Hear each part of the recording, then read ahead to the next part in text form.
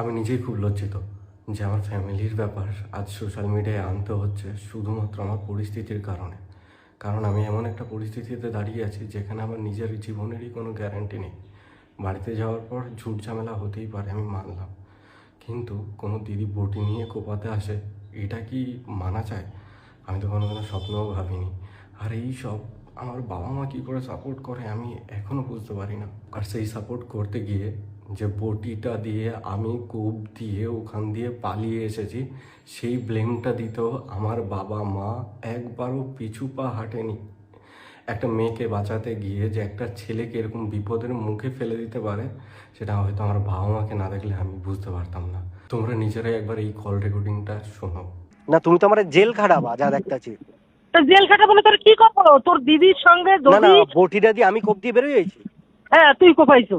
আমি কোপাইছি, বেরোয় যাইছি মানে হ্যাঁ আমি মানে তোর জেল খাটাবো। হ্যাঁ তোরে আমি জেল খাটাবো। তুই যদি নিজের ভাই বোন যদি কাজ করলে বৈশা যদি তুই বিচার না করতে পারো, হুম। তুই আজ একটা অন্য বউরে ওই কলিকা কি কবে আনে?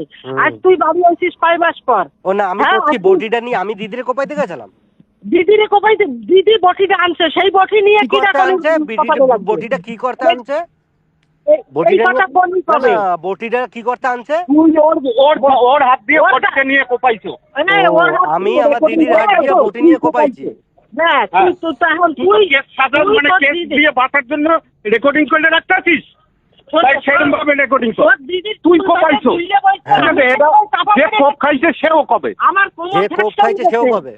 ওই কনি কবে রন কোপাইয়ে গেছে, ওর দিদিরে আর মারে কোপাইতে গেছিল, আমি ঠেকাইতে গেছি, সেই কোপ আমার মাথায় লাগছে। তো যার গায়ে লাগছে সেই কবে তার কাছ দিয়ে সব প্রমাণ হবে। মানে তার কাছ আমি দিয়ে এখন প্রমাণ হবে, বলতে তোর পারতাছি দিদি- যে তোমার মাইয়া এত ভালো নাটক কি করে ওর পারে।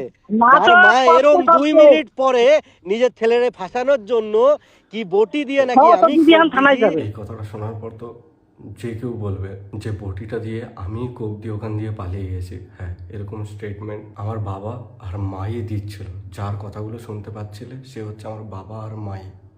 তোমরা ভাবো, যদি নিজের মেয়ে কোপাতে এসেছিল, সেই কেসটা ঘুরিয়ে যদি বলে আমি নাকি আমার দিদিকে আর মাকে কোপাতে গেছি, সে যদি এই কেসটাকে এরকমভাবে বানাতে পারে, আমি ভাবছি আমার বাবা আর মা দিদিকে বাঁচানোর জন্য আর কত ধরনের নাটক করবে আর কত নিচে নামবে। এর দিয়ে তোমরা আমায় ডিরেক্টলি কিছু বলেই দিতে পারো। তোমাদের যেই প্রবলেমটা আমায় নিয়ে আমায় বলে দিতে পারো। আমি চাই না অন্য কারোর হাতে নিজের জীবনটা শেষ হয়ে যায়। আমি চাই প্রথম দিয়েই তোমরা ভালো থাকো। সে তো তোমাদের ভালো থাকতে গেলে তোমাদের